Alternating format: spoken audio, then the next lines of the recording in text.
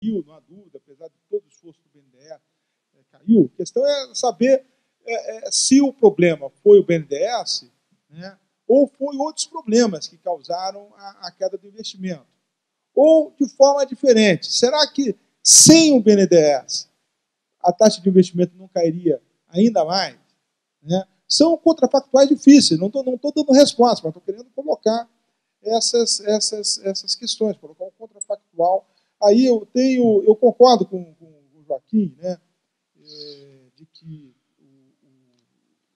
o BNDES tem que abrir, né, criar mecanismos para estimular financiamento privado, né, mas isso não é a simples saída do BNDES de cena que vai causar um processo de crowd-in automático. Né? Tem dúvidas, né, se o sistema financeiro brasileiro, pelas características de dívida pública, pelas características do próprio setor bancário, ele vai vir a preencher essa lacuna, essa falha de mercado, né, que existe no Brasil, do financiamento privado de longo prazo. A questão Roberto, a questão da dívida pública, aos desenvolvimentistas, isso é o Antônio Barra de Castro. Né? Vamos dar o nome aos bois. Né? Uma posição do Castro, né? Foi uma posição influente. Isso. É uma posição influente, né? Mas ela foi, dentro da heterodoxia, foi fortemente criticada. Tá? Quer dizer, a visão... Justamente o Castro, eu acho que ele não está totalmente errado de dizer que houve uma transformação produtiva importante na segunda metade dos anos 70. Né? De fato houve, mas eu acho que o preço, né, dessa transformação produtiva, que foi a dívida externa, ela asfixiou a economia brasileira. Né? E uma questão interessante, eu estava conversando uma vez com o Francisco Eduardo Pereira, que foi coautor, né, com o Castro, né, do meu amigo, estava falando do Dudu, imagine o que aconteceria com a economia brasileira se a gente não tivesse tido a crise da dívida. Né? O que aconteceria? Né? Porque a crise da dívida foi a causadora da aceleração inflacionária por conta das desvalorizações cambiais. Ela gerou toda essa década perdida com efeitos realmente nefastos. Né? Fazendo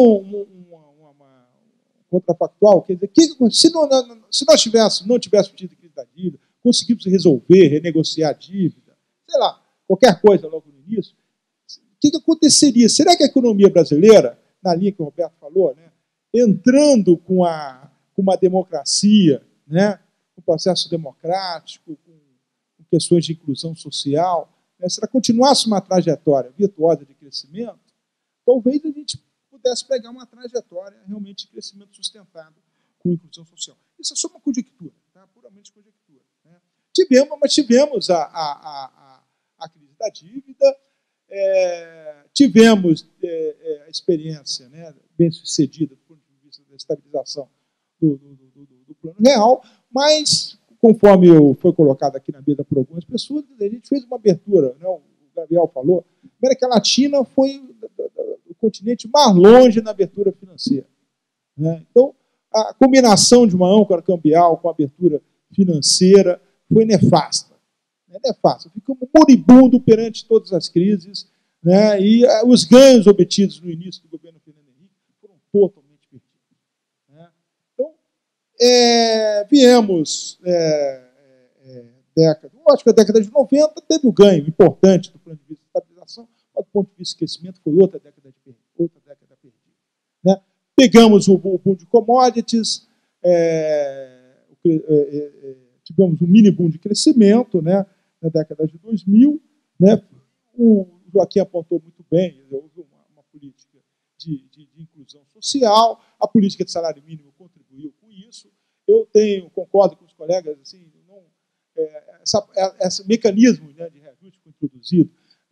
Antes de introduzir esse reajuste automático do salário mínimo, já estava havendo ganhos reais de salário, acho que não é a melhor forma, né, porque você indexa uma variável macroeconômica, isso gera um mecanismo de indexação que eu acho que é ruim, né, eu acho que dá para ter ganhos reais de salário, e ainda na direção do que o Oreiro falou, tudo bem, concordo com o Oreiro, vamos fazer reforma políticas de educação, vamos fazer a reforma tributária taxando os ricos, mas a política de salário mínimo, né, concordo com o Joaquim, ela teve um efeito significativo, foi uma perna importante dentro desse projeto de inclusão social. Né? Quer dizer, como sairemos disso, qual vai ser a trajetória? Né? Só uma última reflexão, dizer o seguinte, quer dizer, a grande questão é como abrir espaço para adotar políticas econômicas autônomas. Né? Vou citar só duas questões. A questão da abertura financeira não é um processo irreversível, a gente tem que repensar isso. E, segundo, adotar mecanismos institucionais, como o Chile tem um fundo fiscal, né, de tal forma que, no processo do crescimento econômico, a taxa de crescimento dos gastos públicos caiam abaixo da taxa de crescimento do PIB, né, você vai acumulando reservas, recursos para poder gastar de forma contativa. A experiência do Chile está sendo bem sucedida nesse sentido. Acho que é interessante a gente olhar essas coisas. Muito obrigado. Bom, vou pedir ao professor Joaquim, se possível. Detesto pedir. A ditadura do tempo a gente tem que se sublevar. Eu só queria concordar com quase tudo que já foi dito, só lembrar que a nossa perspectiva deve ser com cada vez menos Estado. Né? Isso já se dizia 10 anos atrás, agora só enfatizar que todos nós, da nossa geração, acreditávamos no bem comum do Estado, e agora a gente está sendo mais realista e acha que o Estado não necessariamente define-se pelo bem comum, e a nossa indústria ela fracassou em parte por conta do próprio Estado. Né? Se criou uma indústria complexa, talvez a mais complexa dos países em desenvolvimento, e isso, em vez de ser um bom sinal, é um péssimo sinal, porque ela é totalmente inflexível. E na hora que você acabou com os subsídios e a proteção, essa indústria fracassou em termos de competitividade. Então, eu acho que se o Estado, infelizmente, tem que aceitar que, já que a gente está nesse mercado, nessa economia de mercado, a galinha dos ovos de ouro, ela não pode ser, ela está sendo impedida, né, pelo Estado, pela política do Estado, e então eu acho que nós todos vamos ficar mais liberais, entendeu? E talvez por aí a economia vai crescer mais. Você tem que dar mais espaço para os incentivos de mercado. Nós estamos numa economia de mercado e temos que acreditar que é dentro dela que vai se dar o crescimento e não fora. E aí, se a gente quiser pensar só para finalizar, para os keynesianos, o Keynes, na verdade, não sabia direito o que provocava o crescimento. E ele dizia o seguinte, tinha um negócio chamado espíritos animais. E aí, essa psicologia dos espíritos animais, né? Então, dependia não é do incentivo do BNDES, talvez, mas é do mercado. Exatamente, era uma coisa meio que exógena. Muito rapidamente, eu sempre achava que o espírito animal era uma referência aos torcedores do Peñarol de Montevideo. Então, também, muito rapidamente, eu acho que eu gostaria só de dizer duas coisas. Uma, concordar com o Roberto na defesa ardorosa que ele fez do sistema democrático e lembrar uma frase do Churchill, que é um sistema que tem milhões de defeitos, mas é o melhor que temos. Né? Então, realmente, para uma pessoa da minha geração, eu fui jovem durante a ditadura no Uruguai, é uma coisa, um bem que nós temos que sempre valorar e lembrar a importância que tem. Eu acho que o Brasil tem avançado muito no social, como mencionei, acho que também isso tem acontecido em outros países. O emprego formal é uma das forças, digamos, que tem levado a esta melhoria social, mas ao mesmo tempo o emprego tem acontecido sem um aumento paralelo na produtividade, e eu acho que esse é o desafio que o Brasil tem pela frente como sustentar ou lograr sustentar esses níveis de emprego, de formalidade e de salários através de um incremento da produtividade. Eu só quero concluir dizendo, talvez, Joaquim falava que talvez sejamos todos mais liberais no futuro. Eu acho que somos todos muito mais desconfiados do Estado do que éramos, e isso é muito salutar, da capacidade que tem o governo de efetivamente implementar políticas, mas ao mesmo tempo eu acho que esse é um desafio de melhorar institucionalmente as políticas, é um desafio que a gente vai ter que encarar muito seriamente, na minha opinião, num mundo que está vivendo esta revolução tecnológica, onde os governos estão tendo um papel tão importante na aceleração do progresso técnico. Tem um estudo recente de um economista da Chatham House de Inglaterra, onde ele mostra que praticamente 40% a 50% do que tem no iPod é fruto de pesquisa pública, né? Lamentavelmente vinculada ao sistema militar nos Estados Unidos, mas de fato estou dizendo que muitos desses avanços têm uma contribuição muito grande da pesquisa. Eu acho que essa dimensão de ciência e tecnologia exige realmente uma intervenção, um papel mais ativo das políticas. Essas políticas não teriam que apontar a proteger, sino que teriam que apontar a diversificar as nossas exportações, colocando, né, justamente a competitividade de alguma forma como um padrão que está mensurando a eficiência ou não da política que está sendo aplicada. Muito obrigado. Obrigado. Eu vou ser extremamente breve. Vamos encerrar esta mesa para abrir a mesa de encerramento do seminário. Agora, antes disso, eu queria só fazer um elogio aos professores, um por um, todos eles, professor Oreiro, professor Joaquim, professor Porfírio, professor Heller, professor Luiz Fernando de Paula, realmente, e o professor Nelson Marconi, né, que esteve aqui. Realmente um seminário, eu vou dizer, espetacular. Gostei muito, foi extremamente útil e objetivo. Eu vou deixar minhas considerações mais amplas para o almoço. Então, encerramos essa mesa com um aplauso.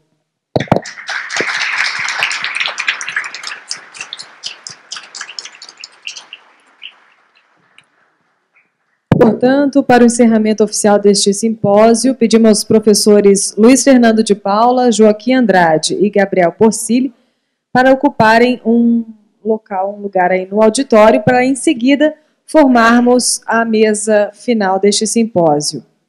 Os presidentes do Corecon e da Associação Keynesiana Brasileira do UNB podem permanecer onde estão. Pedimos para que, assim como o professor Ollery, chefe do Departamento da Economia da UNB, também permaneça à mesa, e convidamos para vir ao centro o presidente do Conselho Federal de Economia, Paulo Dantas da Costa.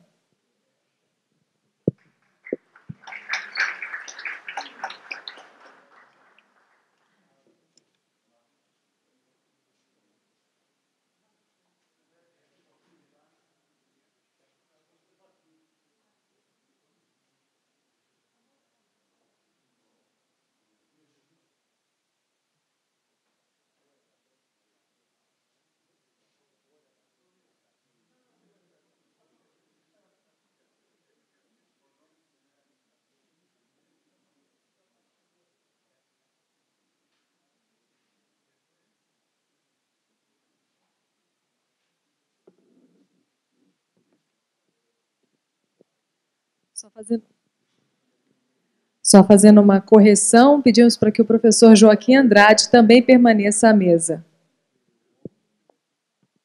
Podem ocupar os seus lugares.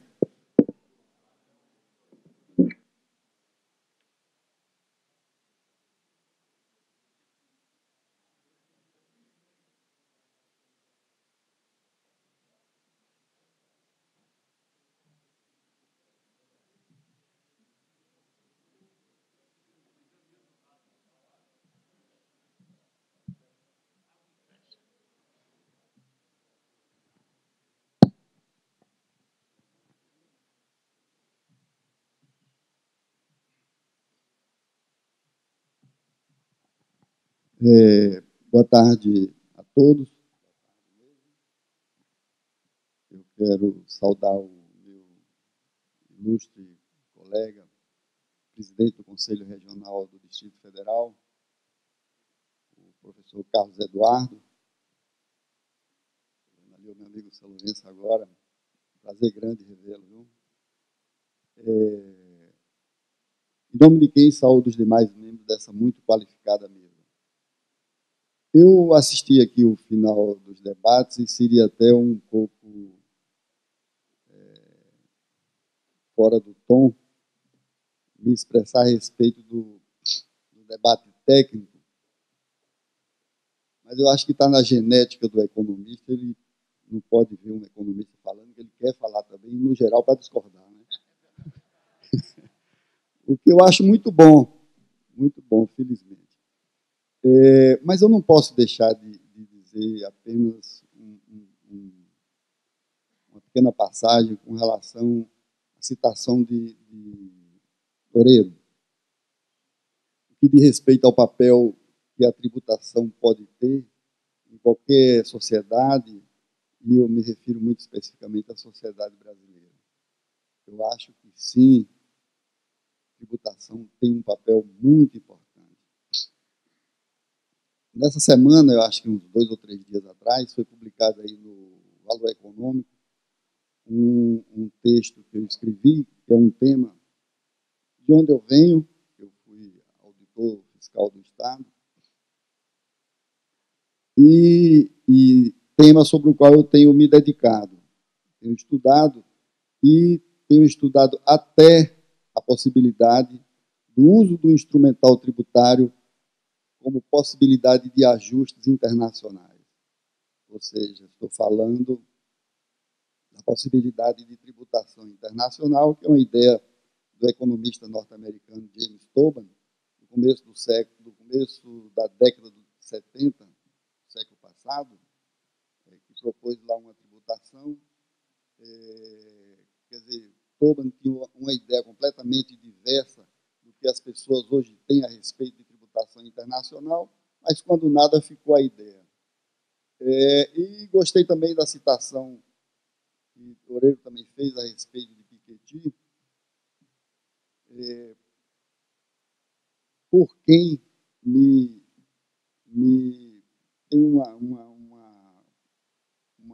estreita concordância, mas também para não fugir da genética do economista, eu concordo com 99% do que ele fala, mas discordo de 1%, até por conta da possibilidade da tributação internacional que ele propõe. Eu acho que para quem é do ramo, para quem é da área tributária, a proposta dele diz respeito a algo que é de evidente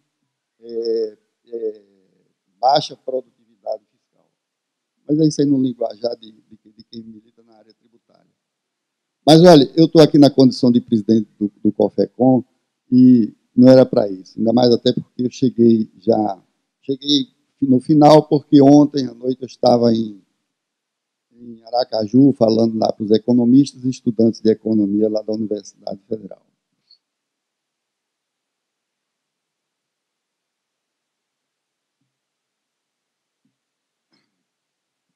Aqui, nesse momento, eu quero falar para os professores e para os economistas que aqui estão a respeito do projeto que é conduzido atualmente pelo Conselho Federal e que é o mais importante projeto do interesse dos economistas brasileiros, ao menos na minha visão, e que diz respeito a um projeto de lei que reforma e atualiza a lei que deu vida jurídica à profissão de economista no Brasil. Esse é um projeto de lei que caminhou muito bem no âmbito do Senado. Ali no Senado, até maio do ano passado, foi feito exatamente o que era do interesse e havia sido alinhado com uma proposta do Conselho Federal, de sorte que nós conseguimos colocar no projeto de lei uma série de atividades que dizem respeito a vida profissional do economista brasileiro. E aí eu vejo aqui o meu querido amigo Mário Sérgio São Lourenço, que esse projeto de lei lá de 2007 foi motivo de uma grande celeuma no nosso meio, porque ele mexia em determinados aspectos que contrariavam o interesse de muitos, eu no meio, ele também. E o fato é que a coisa caminhou para um estágio em que passou a ser do nosso interesse que esse projeto de lei fosse desfeito, arquivado. E o nosso amigo São Lourenço, eu me lembro muito bem, numa dessas discussões, ele dizia, seria muito bom que nós conseguíssemos reativar o projeto de lei. Pois bem, as coisas caminharam de uma forma tal, que ele parece até que ele foi profético. O fato é que o projeto de lei tomou vida e tomou corpo, dele foi isolado um aspecto que não interessava a ninguém, e hoje, nesse projeto, tal como está, tal como foi aprovado na Comissão de Assuntos Sociais, ele fecha exatamente com o interesse dos economistas do Brasil, ao menos na visão do Conselho Federal. O fato é o seguinte, é que isso que é importante dar essa notícia, porque nós estamos num conflito, numa guerra, que não se faz ideia. Outros profissionais, presumidamente, sentindo-se atingidos pelo que está lá na lei, está no projeto de lei, em vias de ser aprovado pelo Senado Federal, tem feito, eu entendo até como natural, influenciado dentro do Congresso Nacional, especificamente do Senado Federal, no sentido de mudar aquilo que está lá da forma como está pronto e acabado. A questão essencial é o seguinte, nós relacionamos 11 atividades tidas e havidas por nós como privativas de economistas. E em muitas delas se repete a expressão econômico-financeira. Por exemplo, elaboração de projetos de viabilidade econômico-financeira. Então, outros profissionais, que a gente pode nominar sem nenhum problema, no caso específico dos administradores e contadores, estão fazendo um lobby muito forte no sentido de que seja retirada a expressão financeira. Ou seja, então nós faríamos projeto de viabilidade econômica. E o assunto já, um certo momento, foi discutido no plenário do Conselho Federal, não se aceitou isso aí. Essa coisa foi da iniciativa dos administradores, que se utilizaram do concurso do senador José Agripino Maia, e foi lá, no momento de ser aprovado isso, em maio do ano passado, e pediu vistas, e essa coisa está aí até agora. O projeto foi arquivado, porque transcorreu 2 legislaturas sem haver a conclusão, mas nós conseguimos, por força de uma disposição regimental, que esse projeto fosse desarquivado, e nós tivemos a possibilidade de indicar o relator que entendemos que seja o relator que pode viabilizar os nossos interesses.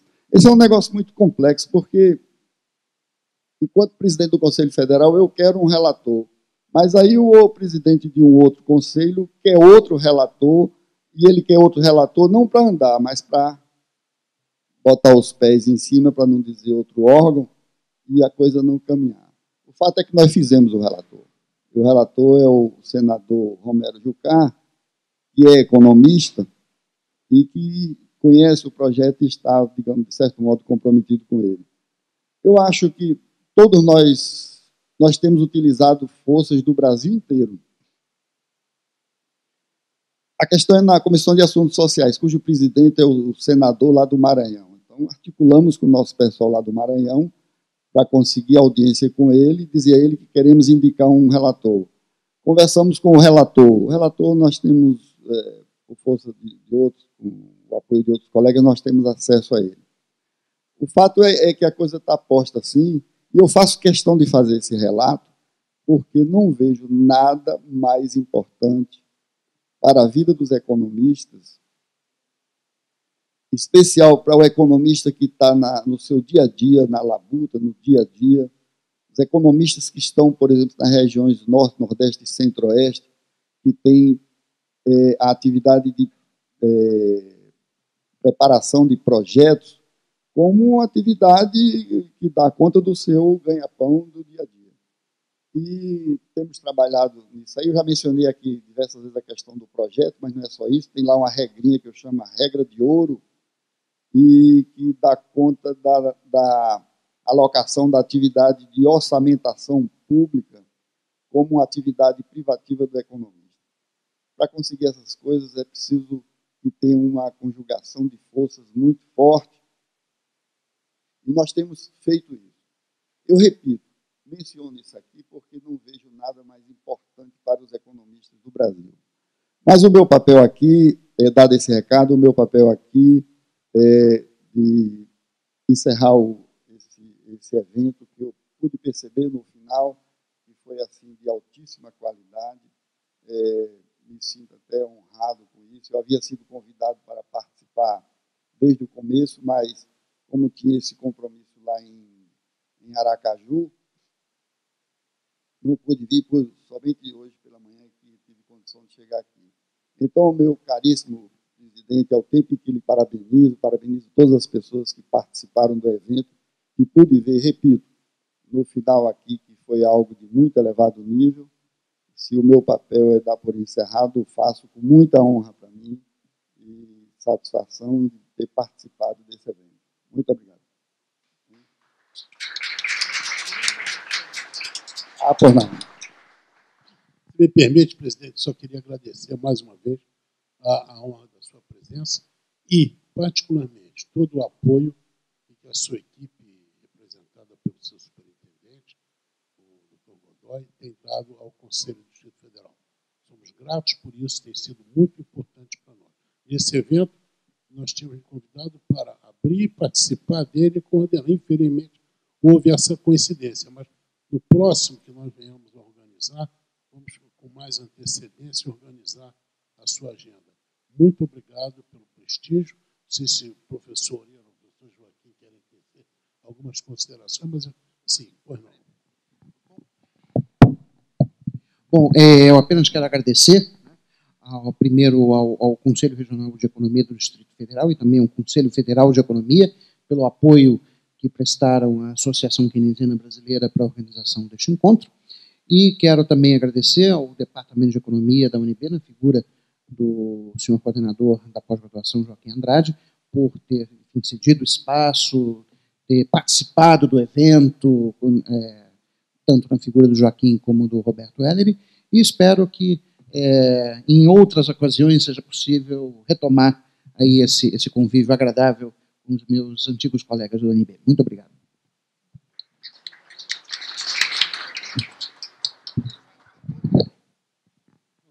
Foi uma agradável surpresa poder participar desse encontro e eu acho que é um exemplo que deve ser fomentado e seguido à frente da universidade poder se relacionar mais, abrir as portas, né, para o conselho e, com isso, ir para outros eventos, para a sociedade. Né, e, eu acho que o conselho seria uma forma de interface importante. A discussão aqui que ocorreu ontem e hoje foi surpreendente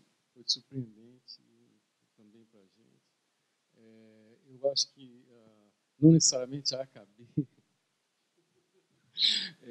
vai fomentar programas como esse, mas foi muito bem colocado, né? E foi uma ótima iniciativa. Parabéns para o Oreiro, parabéns para o Carlos Eduardo, parabéns para o...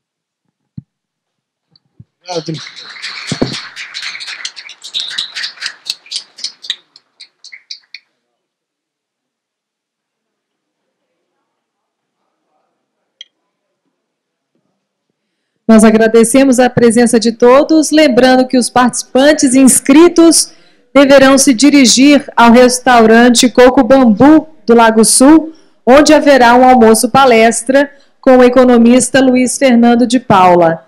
Desejamos a todos uma boa tarde.